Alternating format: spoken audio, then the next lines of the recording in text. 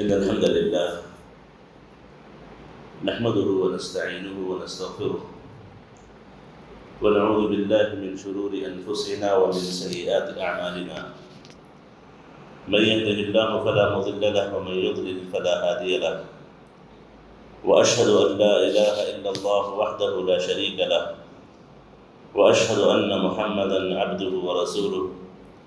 صلى الله عليه وعلى آله وصحبه وسلم تسليما كثيرا. أما بعد.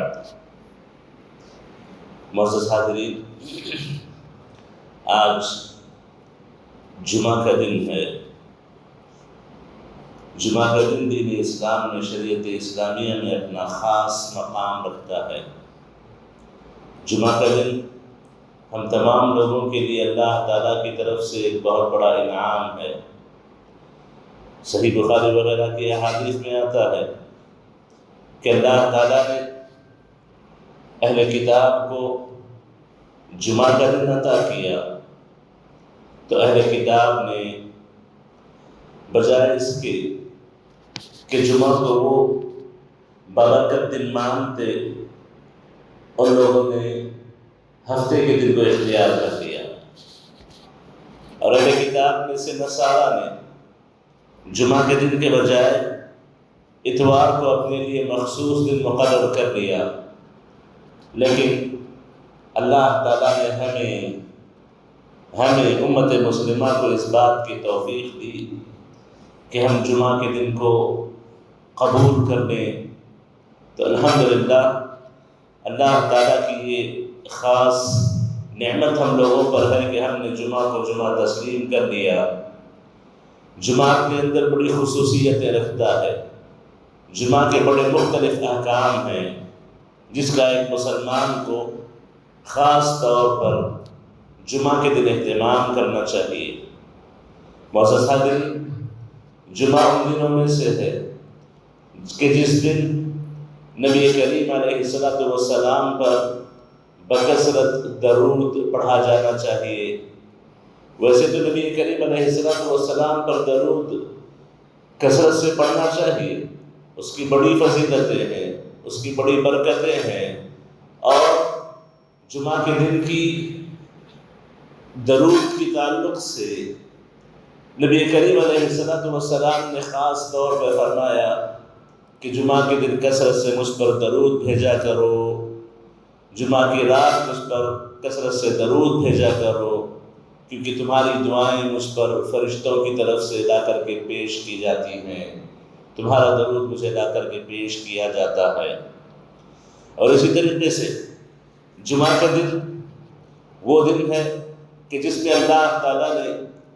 جمعہ کی نماز اور جمعہ کا خطبہ رکھا، جس میں اللہ کا ذکر کیا جاتا ہے، نصیحت کی جاتی ہے، دین کی باتیں کہی جاتی ہیں، اور اس کے بعد جمعہ کی نماز جہراً ادا کی جاتی ہے، جس کے آنے کے تعلق سے نبی کریم علیہ السلام نے کئی احادیث میں کئی فضیلتیں بیان کی، جن میں سے ایک فضیلت یہ بھی ہے کہ جو آدمی جتنا پہلے جمعہ کے دن آئے گا اس کو اتنا ہی زیادہ ثواب، جیسے اونٹ کے قربان کرنے کا، گائے کے قربان کرنے کا، بکرے کے قربان کرنے کا، مرغی کے قربانی دینے کا، انڈے کو اللہ کے راستے میں خرچ کرنے کا اللہ تعالیٰ ثواب ایک ایک کر کے جو جتنا جلدی آئے ان کو اللہ تعالیٰ عطا کریں گے۔ اور وہیں پر یہ بھی فضیلت ہے کہ جو آدمی جمعہ کے دن جلدی چلتے ہوئے آئے تو اس کے ایک ایک قدم پر اللہ تعالیٰ نے ایک ایک سال کے نیکیوں کا،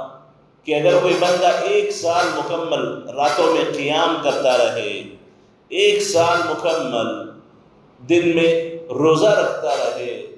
تو جتنا ثواب اس کو حاصل ہوگا اللہ تعالیٰ جمعہ کے دن چل کے آنے والوں کے لیے اتنا ہی اجر و ثواب رکھیں گے، اتنا ہی اجر و ثواب رکھیں گے جتنا ایک سال روزہ اور نماز پڑھنے والوں کو اجر و ثواب ملتا ہے۔ اور اسی طریقے سے جمعہ کے دن اس بات کا اہتمام کریں کہ جمعہ کی نماز کے لیے امام کے منبر پر چڑھنے سے پہلے مسجد میں پہنچ جائیں کیونکہ خصوصی طور پر اللہ تعالیٰ نے کچھ فرشتوں کو مقرر کیا ہے، جن فرشتوں کی ذمہ داری یہ ہے کہ وہ جمعہ کو آنے والوں کے نام درج کرتے ہیں، جمعہ کو آنے والوں کے نام لکھتے ہیں، اور جو بندہ خطیب کے منبر پر چڑھنے کے بعد آئے تو یاد رکھیں اس کا نام فرشتوں کے اس رجسٹر میں درج نہیں کیا جاتا، فرشتوں کے اس رجسٹر میں درج نہیں کیا جاتا۔ تو جمعہ کے دن وقت سے پہلے آنے کی کوشش کریں۔ اور اسی طریقے سے جمعہ کے دن جو فضائل ہیں اس میں سے ایک فضیلت یہ بھی ہے کہ اللہ تعالیٰ نے اس جمعہ کو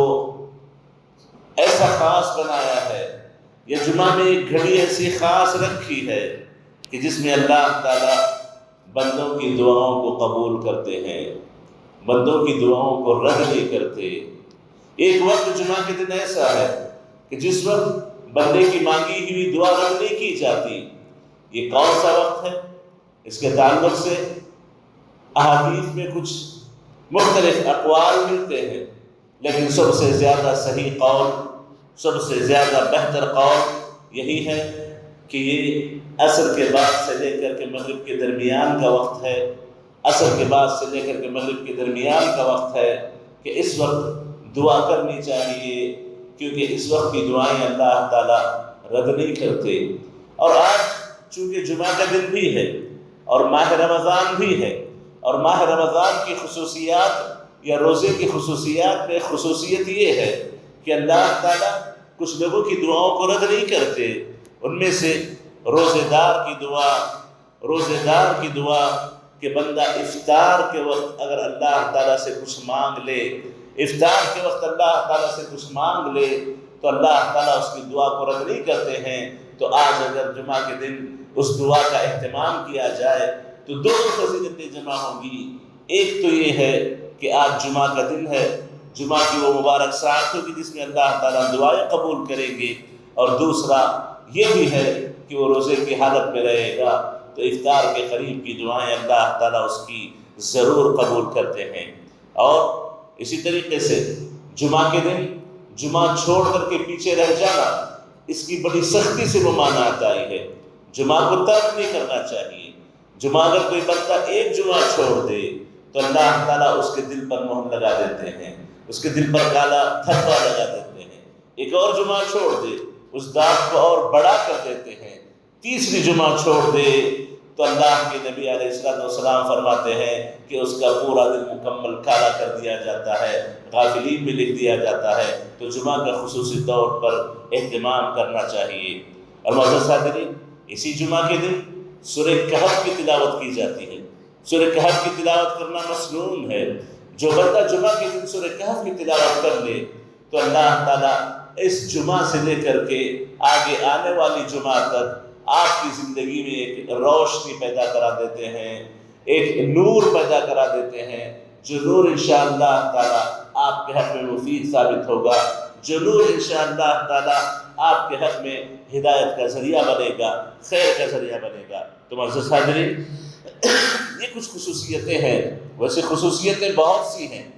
اس کے کافی فضائل ہیں، کچھ میں نے آپ کے سامنے مختصر وقت پہ رکھے ہیں۔ تو ان خصوصیتوں کے پیش نظر جمعہ کا اہتمام کریں اور اس بات سے ڈریں کہ نبی کریم علیہ السلام نے فرمایا کہ تم لوگ یہودیوں اور نصارہ کی چال چلو گے، یہودیوں اور نصارہ کی چال چلو گے۔ تو اگر ہم نے جمعہ کی ان فضیلت اور اہمیتوں کو نہ سمجھا، اس کو وہ مقام نہ دیا جو اللہ نے مقام عطا کیا ہے، تو یہودیوں اور نصارہ کی تقلید میں، انہی کی اتباع میں یہ جمعہ بھی ہم سے چلا جائے گا، جیسے یہودیوں سے جمعہ چلا گیا،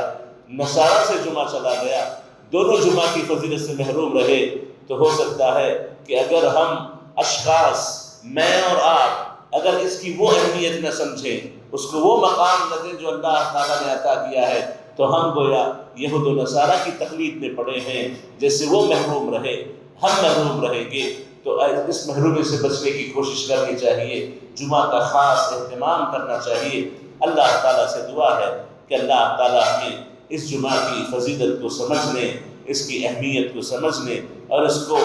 مکمل وہ مقام دینے جو اللہ نے شریعت میں عطا کیا، توفیق نصیب فرمائے، آمین۔ وصلی اللہ وسلم علی نبینا محمد وعلی آلہ وصحبہ اجمعین، والسلام علیکم ورحمۃ اللہ وبرکاتہ۔